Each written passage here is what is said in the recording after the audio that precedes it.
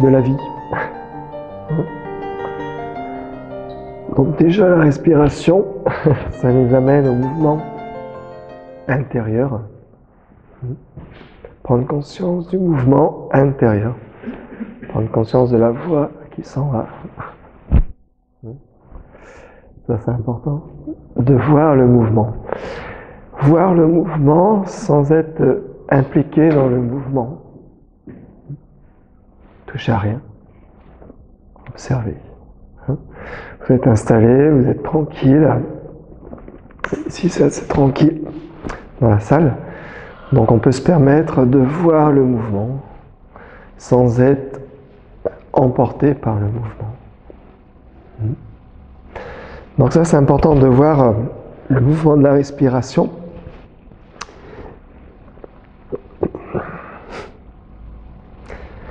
Voir la vie sur l'inspire, sur l'expire, voir le jeu du corps, le mouvement du corps, comment il se déploie, comment il bouge à l'intérieur.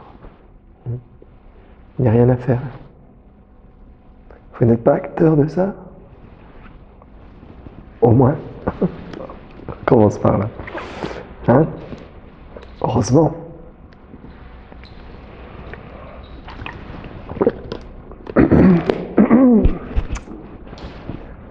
Je vais essayer de tenir jusqu'à 13h30. Si c'est trop compliqué, on peut s'arrêter avant. Ah non, c'est pas compliqué, mais c'est pour parler.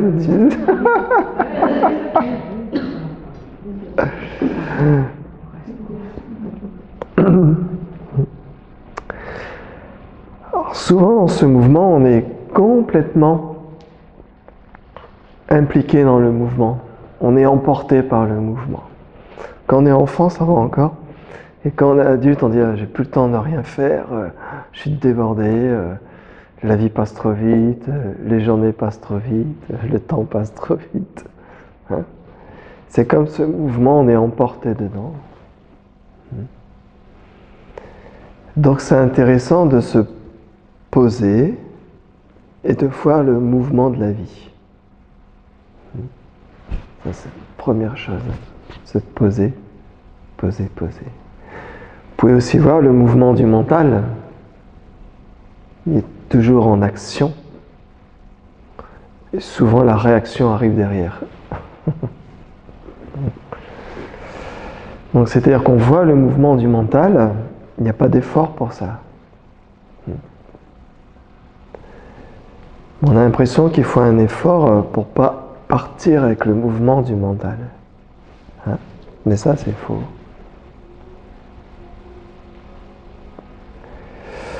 Donc ça à vous de voir le mouvement à chaque fois dans la journée, le mouvement. Les 5 sens, le mouvement, c'est un mouvement. Toucher, manger, ressentir le parfum d'une fleur, tout ça c'est un mouvement qui amène des informations, qui amène un mouvement mental, une pensée, une émotion, une sensation. Tout ça c'est des mouvements. Donc on ne refuse pas les mouvements, c'est des invitations à voir, à regarder.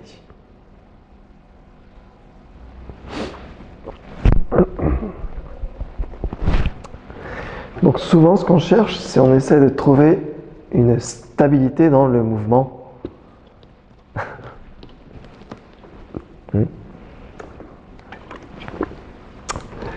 Souvent on cherche une stabilité dans le mouvement. Mais c'est toujours en mouvement.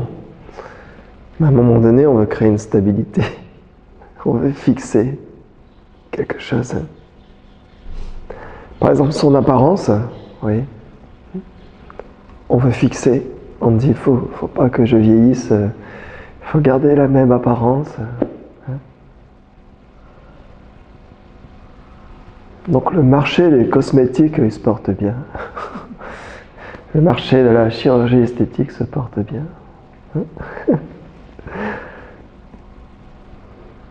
On voit qu'on essaie de fixer le mouvement, on essaie de fixer le temps, On essaye de fixer le corps, on essaye de fixer l'âge, on essaye de fixer le bonheur, on essaye de fixer les émotions positives, on essaye de fixer son entourage pour qu'il ne vieillisse pas. Il y a comme une sorte de non-acceptation du mouvement, du début et de la fin.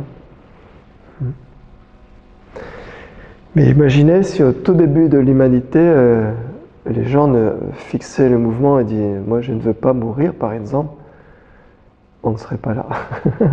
Le mouvement de la vie s'arrête, tout s'arrête. En une génération, il n'y a plus personne. Donc ça veut dire que ce mouvement est tout le temps là, tout le temps là. En même temps, il est impermanent. Le mouvement est tout le temps là, mais il est impermanent. C'est magique. Hein?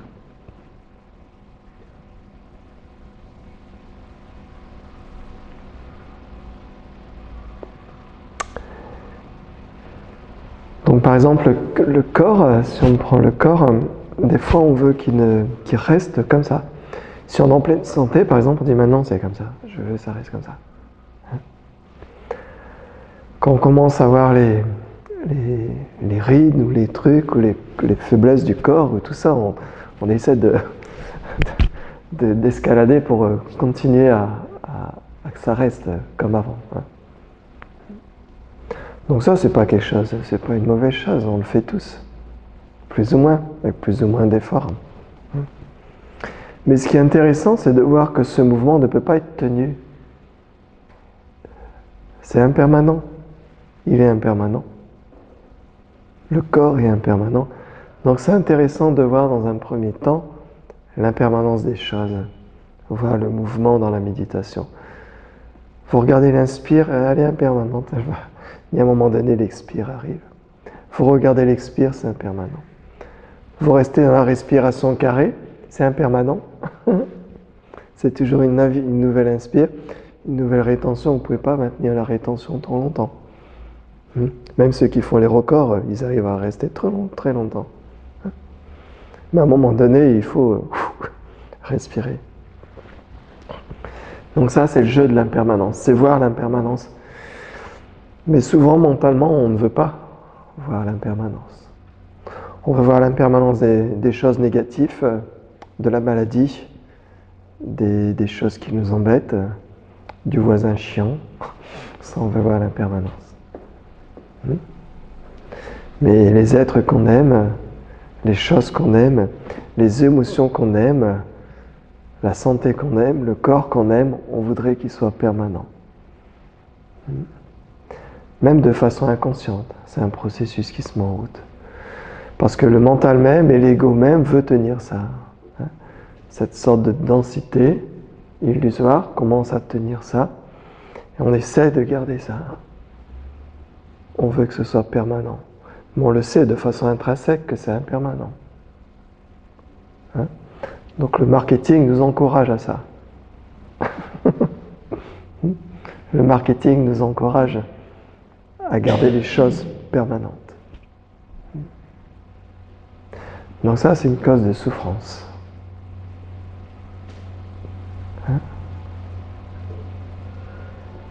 Il y a beaucoup de souffrance. Beaucoup, partout. Parce que les choses glissent entre les doigts, on tient le sable mais ça glisse. Et donc il y a une sorte de souffrance par rapport à ça.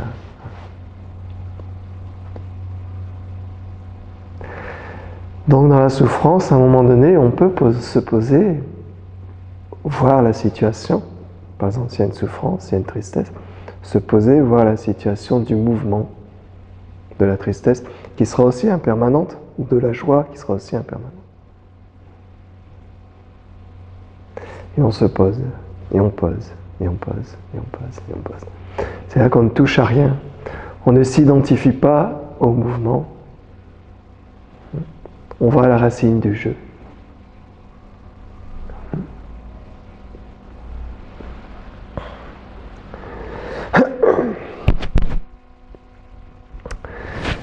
Donc le corps change à chaque instant. Par exemple ici, la voix s'en va, elle est partie avec ses valises. Elle va revenir peut-être, ou peut-être pas. Hein? C'est pas trop important, c'est le mouvement. C'est le mouvement.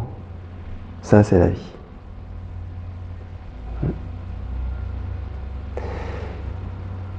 Mais des fois, on va en faire un problème. On voudrait que. Hein? Donc on veut accélérer le mouvement. Ou on veut ralentir le mouvement, ou on veut accélérer le mouvement. On prend les manettes de Dieu. S'il y a un Dieu. Donc là, c'est juste observer le mouvement. Hein? Donc le mouvement de la vie, c'est aussi la naissance, etc., la mort, hein, la naissance, hein, la mort. Ça, c'est le mouvement. Si le mouvement s'arrête, par exemple, à la mort, il ne peut pas y avoir de mouvement et plus rien. Plus rien. Mais il y a bien quelque chose. Il y a bien un cycle. Il y a bien un mouvement qui se fait. Donc il faut voir ce mouvement à partir de quelque chose qui est stable. Hein? Présence dans le cœur. Laisser le mental tomber dans le cœur. Se stabiliser dans le cœur. Et à partir de là, à partir du non-mouvement, il y a quelque chose qui commence à être tranquille, paisible. Donc ça, c'est important de voir dans la tranquillité du cœur le mouvement.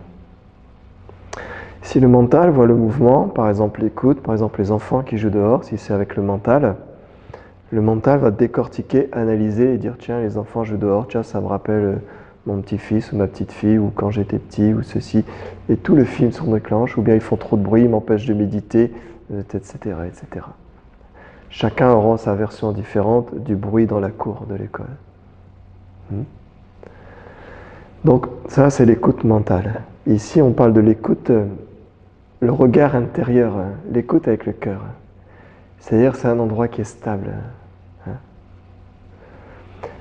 Un peu comme si vous étiez en train d'écouter le concert d'ACDC, en plein milieu de la foule, vous êtes complètement sourd.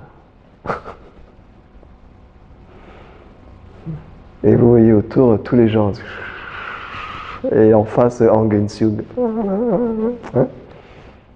Vous regardez, vous observez tout. Mais vous n'êtes pas investi dans le concert de la vie.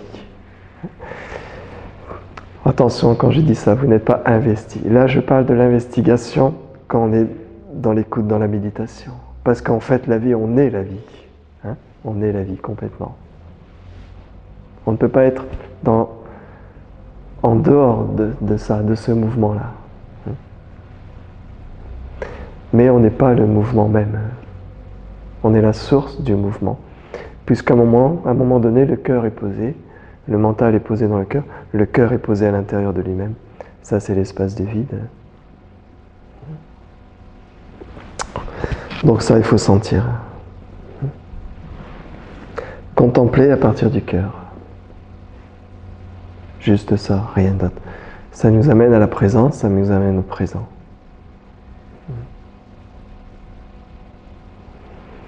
Sans s'investir, sans effort, sans toucher à rien, sans vouloir rien.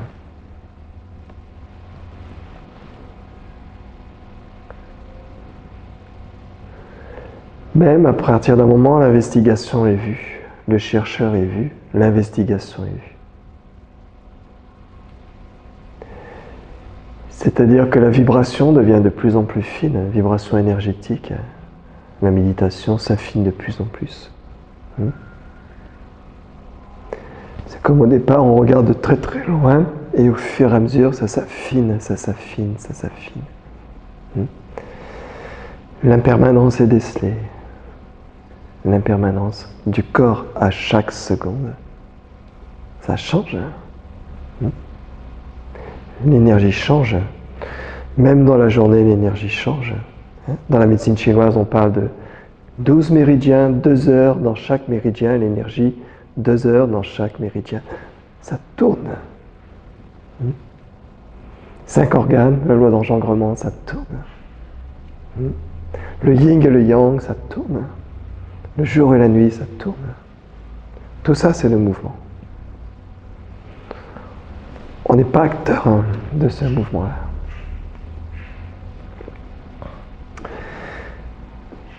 Donc il faut aller, s'il y a un endroit où aller, c'est ici et maintenant.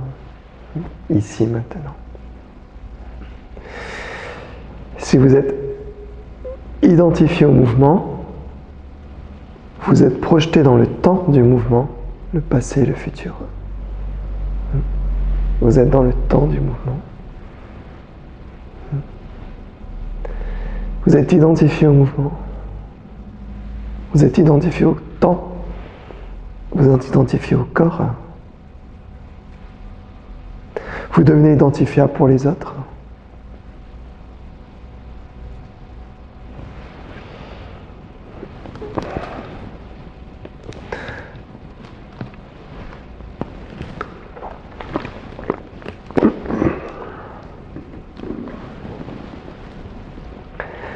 Donc il faut revenir au sans mouvement.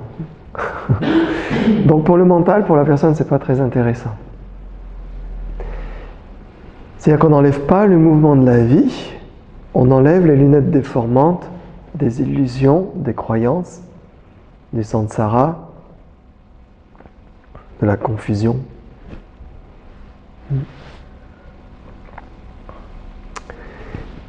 Et on regarde ce qui est maintenant. D'où arrive, d'où émerge le point de départ du mouvement maintenant? D'où finit le point de départ du mouvement maintenant? Qu'est-ce qui est réellement là maintenant? En tant que quoi? En tant que qui? Et là, le mental va commencer à chercher. Donc vous pouvez voir le mouvement du mental. C'est des questions qui nous amènent au burn-out du mental. Il n'y a pas de réponse. Il n'y a que l'expérimentation. Il n'y a pas de réponse, il n'y a que l'expérimentation. L'expérimentation du mouvement, c'est l'instant sans temps. L'expérimentation du mouvement, c'est l'instant sans temps.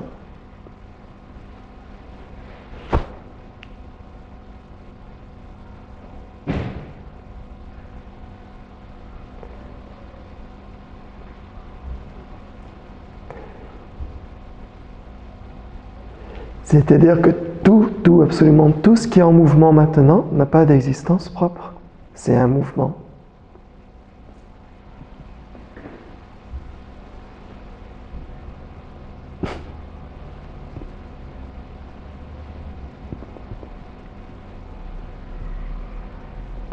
Le corps n'a pas d'existence propre, c'est un mouvement.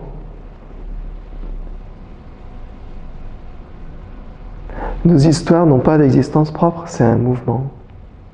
Les bonnes ou les mauvaises.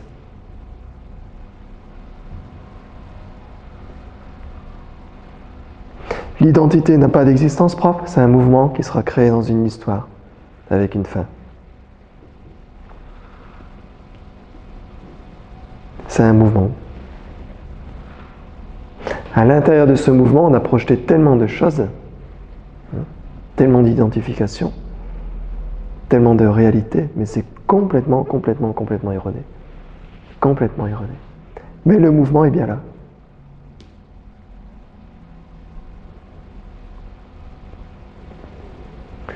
On a rajouté des acteurs, on a rajouté une histoire, et on a commencé à créer des choses.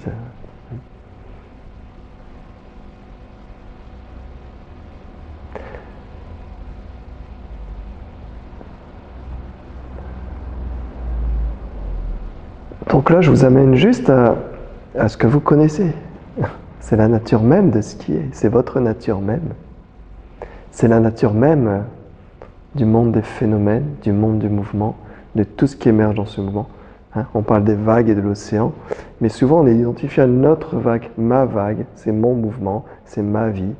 Ah, ma vague commence à redescendre, qu'est-ce qui va m'arriver? C'est terrible. Hein?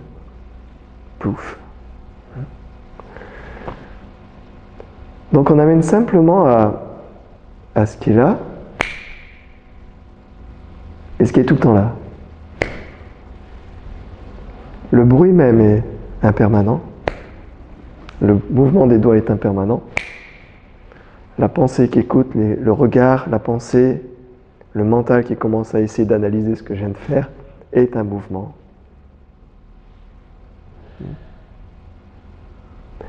Donc c'est voir ce qui est... Ah. Ce qui est sans mouvement, mais en même temps ce mouvement est à l'intérieur. Il n'est pas séparé. Notre nature même n'est pas séparée du mouvement. Mais elle n'est pas le mouvement. C'est subtil, hein? C'est sur un fil. Hein? Comme toutes les histoires,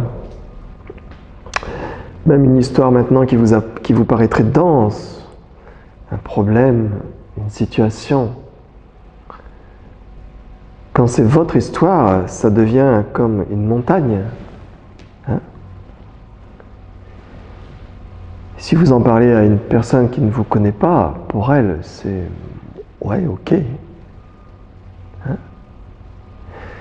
Mais si vous voyez la vacuité même dans cette histoire, c'est un grain de sable. Un grain de sable en mouvement. Pas plus, pas moins. Il y a bien quelque chose, mais c'est un grain de sable. Un petit grain de sable. Donc on ne cherche pas à minimiser les choses, on ne cherche pas à aller dans le nihilisme non plus, on cherche à voir la réalité de sa nature même, la réalité des phénomènes, la réalité de ce qui est en train de se déployer maintenant, la réalité du tremblement, du refus peut-être des mots qui sont en train d'être dits maintenant.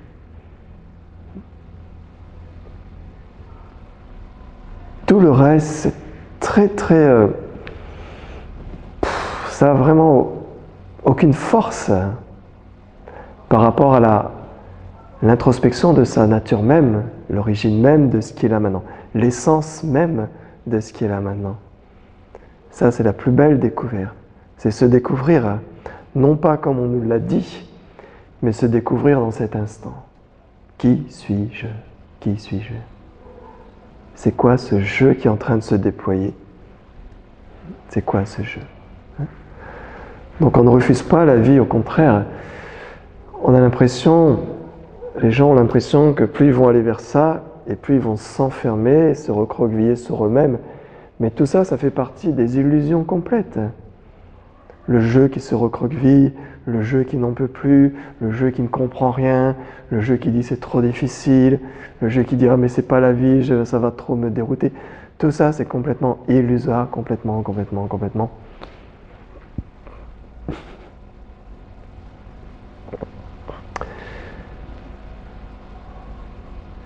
Voyez ce qui est vrai dans le non-vrai.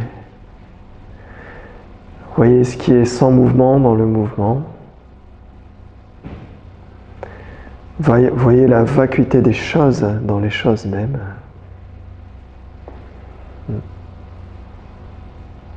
Sutra du cœur, on parle du sutra du cœur, on parle des 3 contemplations.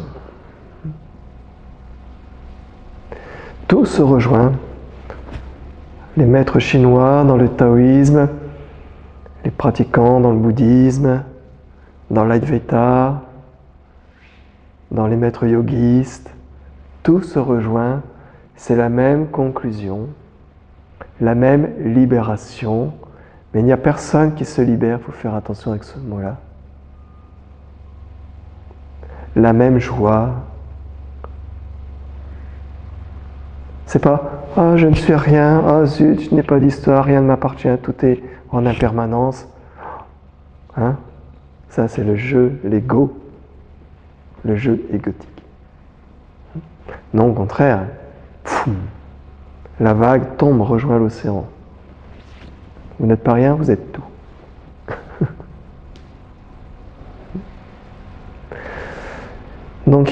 c'est pas juste philosopher avec ça, c'est vraiment aller vers ce point qui n'est pas une adresse, c'est pas une adresse ce point, il n'a pas d'adresse spécifique. Retrouver sa nature, c'est pas rajouter un autre costume, une autre identité.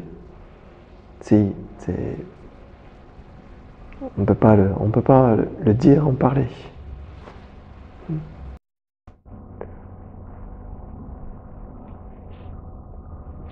L'expérience, c'est que maintenant. L'expérimentation, c'est que maintenant. Que maintenant. Que maintenant. Si on parle des 3 contemplations, par exemple, dans le Tao de la vertu, les 3 contemplations, c'est première chose, c'est voir le cœur. Voir le cœur. Ça, c'est première chose. Voir le cœur, ça veut dire quoi? C'est-à-dire que le mental se pose et que progressivement, on commence à méditer et c'est ici que ça commence à s'ouvrir. Si on peut parler d'ouverture, on va bien être obligé de mettre des mots là-dessus. Non, c'est ici. Voir le cœur. Là, ça commence à être immobile. Là, ça commence à être silencieux. Donc ça, c'est la première contemplation. Voir le cœur comme le cœur. Ensuite, voir le cœur comme vide. Et ensuite, où est le cœur? À qui est le cœur? Ça, c'est première chose. Présence au cœur. L'introspection commence à se faire ici. Et après, c'est comme il y a une sorte de silence, de calme, de vide. Le cœur n'est plus le cœur. Où est le cœur? Ensuite, deuxième contemplation. C'est pas fini. Souvent, on est barré avant. Deuxième contemplation. Voir la forme, sa forme. Contempler sa forme. Les 5 sensations, le mouvement des sensations, le mouvement de la respiration. Voir sa forme. Contempler sa forme. Une fois qu'on contemple la forme n'est plus la forme. C'est-à-dire, vous avez le microscope, vous voyez des cellules, vous voyez des atomes, vous voyez de la respiration, vous voyez de l'inspire, vous voyez de l'expire. Vous sentez, vous ressentez. Le corps n'est plus le corps, c'est un ensemble de sensations. Et ensuite, à qui est le corps? Ça, c'est la deuxième contemplation.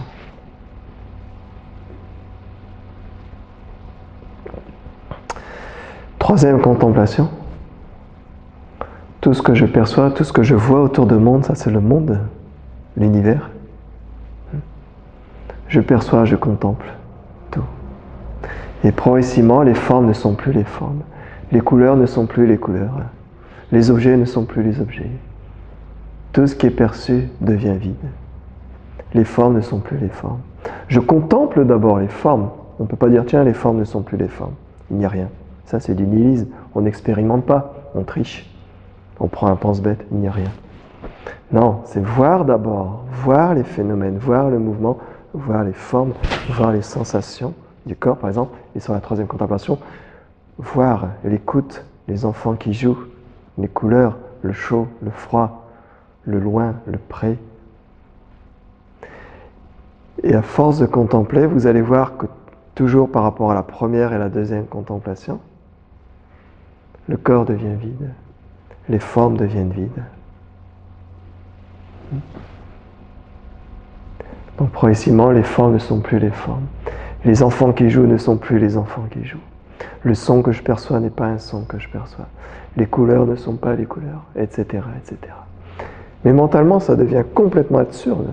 Ça devient complètement illogique. Mais c'est complètement l'inverse. Donc c'est-à-dire que dans ces 3 contemplations-là, la vacuité émerge de plus en plus. La vacuité, c'est notre nature même. C'est-à-dire que dans cette vacuité, tout est instantanément vacuité.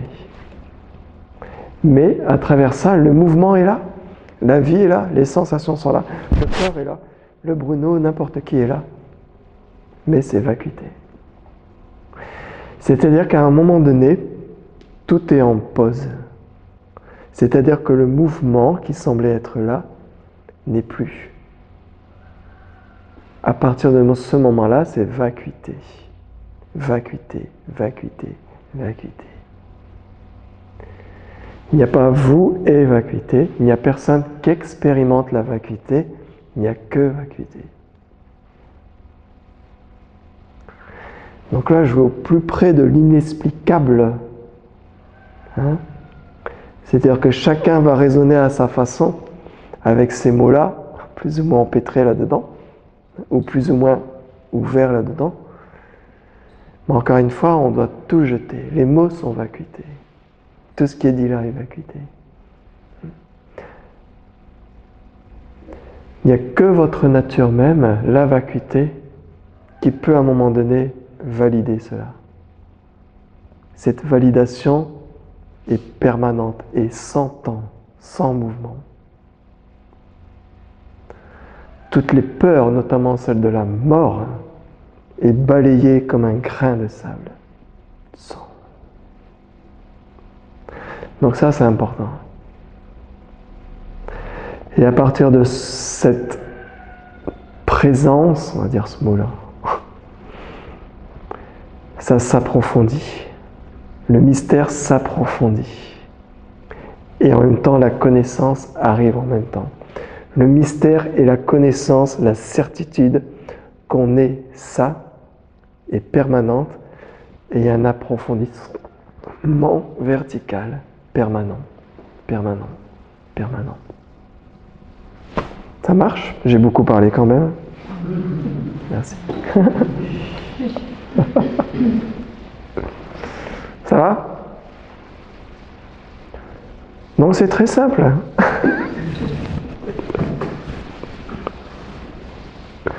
Parce que c'est ce que vous êtes. Parce que c'est ce qui est là maintenant. On ne cherche pas à endormir le mental, on cherche à voir ce qui est là maintenant. Ça marche? Une question peut-être?